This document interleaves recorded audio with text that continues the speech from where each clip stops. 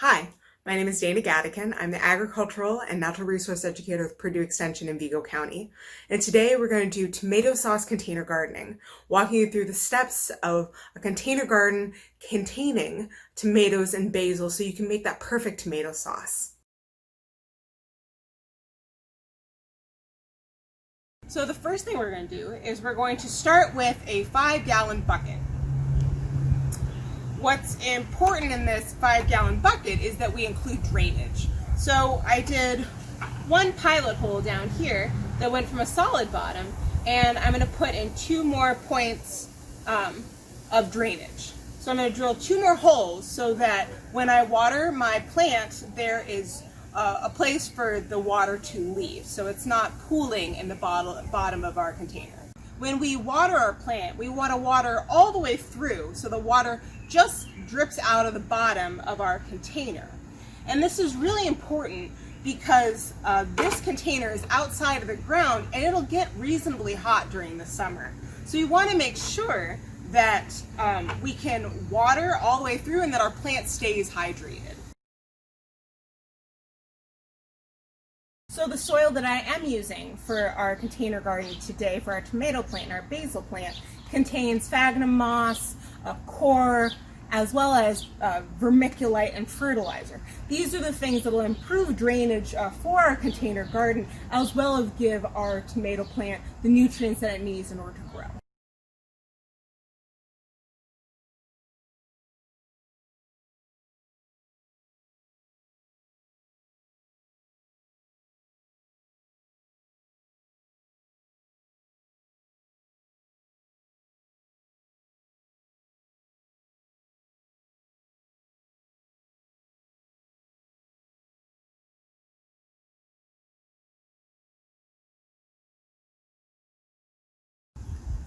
So what I chose for us today is actually a variety, a cultivar of tomato called Celebrity.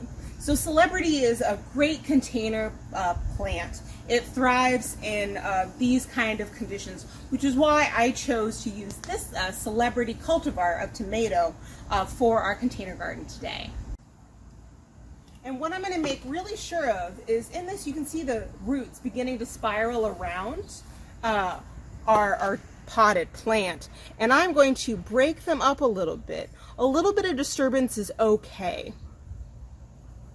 So you're just telling them that you can spread out. There's plenty of room to expand into in our pot. So you can see those roots coming out. So this is a good status for our Celebrity tomato here. What I'm going to do is I'm going to move the soil back and make a little well for us to stretch our roots into for our plant.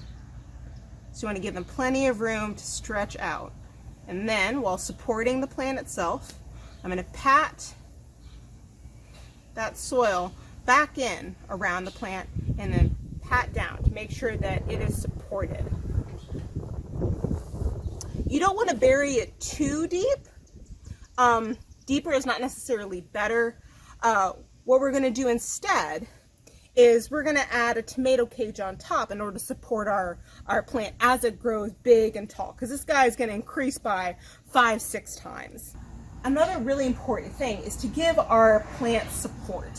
So I'm going to use this tomato cage to support our plant as it grows big and tall. And we have some of that weight of those tomatoes causing it to be top heavy. This will support our plant so that it's sitting upright. It encourages our leaves to be stretched out and makes it easier for the plant to photosynthesize and make energy that goes into those tomatoes that we know and love for our pasta sauce. This is sweet basil, and we have some beautiful leaves on our basil that we're going to put into our tomato sauce. What I'm going to do is I crack the pot down the side and just open it up. So we can see a little bit of roots, not too much, so our plant is doing really, really well, but it is ready to be transplanted. So I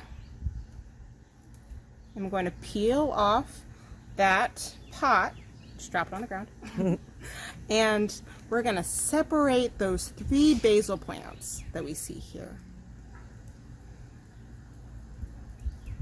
See?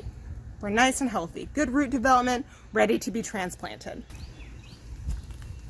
I'm going to peel back the soil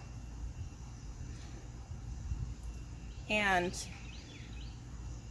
set our basil in and kind of pat that soil around our basil plant.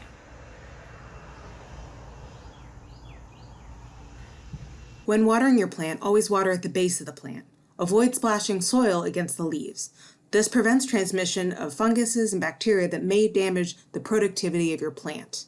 And remember, water is absorbed at the roots, not on the leaves. Providing adequate water and drainage are some of the biggest hurdles that container gardeners face.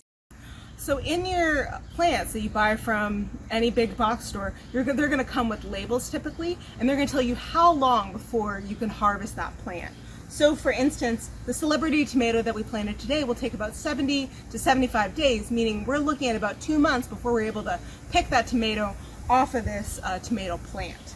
The basil is going to take about 30 days before we can harvest something off of that. So our basil is going to arrive a little bit earlier than our tomatoes. And there's plenty of dishes that you can add basil to, and I'm sure that those will be covered, where by pinching back our basil plant, we're actually stimulating new growth. So it'll get bushier and bushier and bushier, and you're going to have all the basil you could ever dream of.